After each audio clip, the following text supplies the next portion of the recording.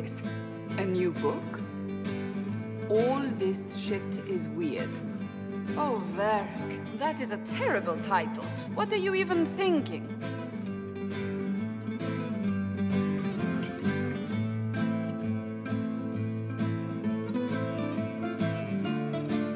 The sky churned like a rolling sea on a dark and stormy night, centered on a gaping hole that led to the arse end of nowhere.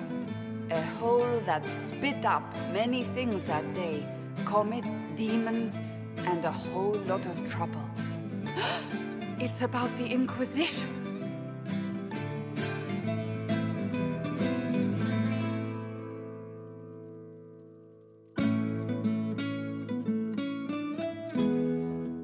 The din of the tavern cut the silence like it owed the carter money. In the middle, in her element, Red Jenny. She looked me up and down, mostly down. "Not playing, weirdy," she said, gesturing with and dismissively eating a sandwich. "Don't write that. Seriously, piss up a robe." Sarah made the subtext text, which suited me fine.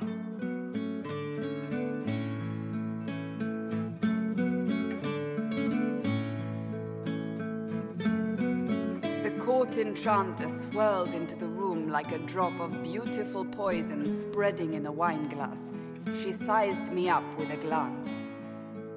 "I'm so glad you made it, my dear," she said. "I am Madame de Fair, the most terrifying person you shall ever meet."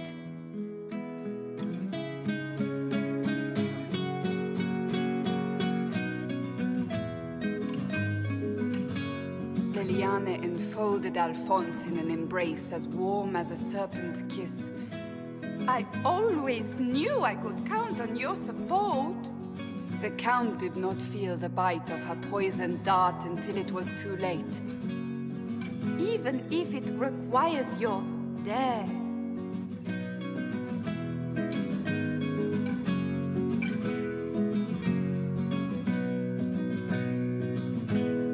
Drops of rain glistened on the griffin medallion grasped tightly in Blackwall's hand.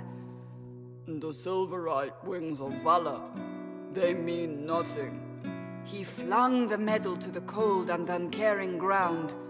"You don't know what I've done.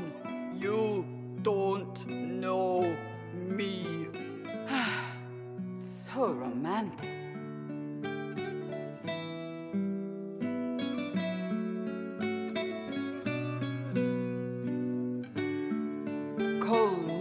Like a shadow that also moved like a knife. A shadow wearing a hat where dreams came to die. "It's a riddle," he whispered. "A cold riddle that gnaws at your mind, but you'll feel better when it's gone." That makes as much sense as anything Cole says.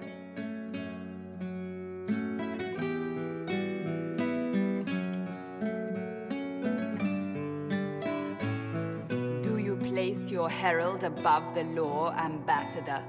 "Whose law, my lady?" Josephine's eyes glittered like angry opals. "The law destroyed by rebellion, by civil war, by poor fiscal management.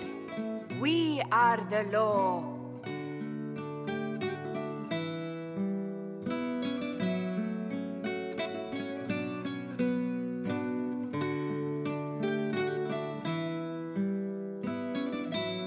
Left our mark on adamant, but the dust hadn't settled, and neither had Harding.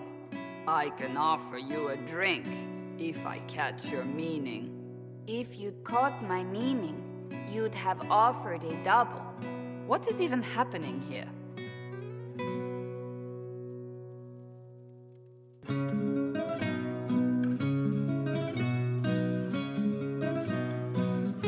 The Iron Bull was a great slab of muscle with horns that could hang a tapestry. One eye scanned for threats, while the other hid behind an eye patch like a chantry sister's old sins. "Come on," he barked, not looking back as he entered.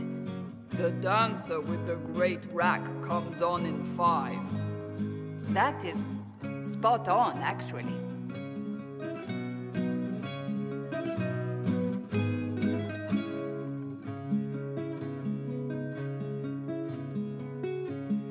The commander had the look of a Templar who had seen the worst of humanity, yet still had the time to style his hair. "This isn't just a war," he said, his gaze steely like a dull blade. "It's the only war." Cullen! That's Cullen!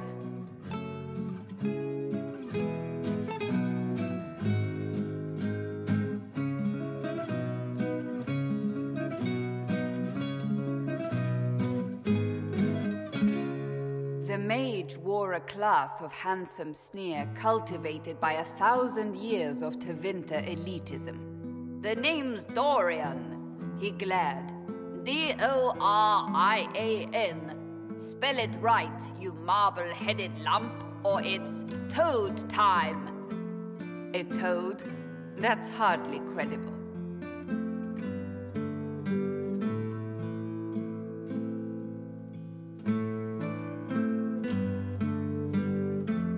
The bald elf spun, mage staff crackling like the city after a good man's murder. "You're crazy!" the Red Templar cried in terror. Moonlight glinted off ears like the knives you never see coming. Better to fade out than burn away. Ugh, Varric.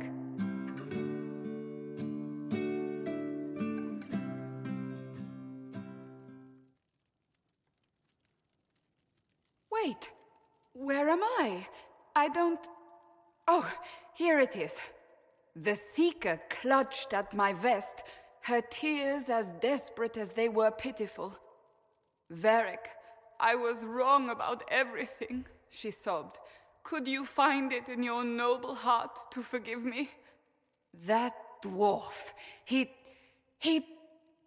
put me in the book! I'm in the book! I am reading the shit out of this!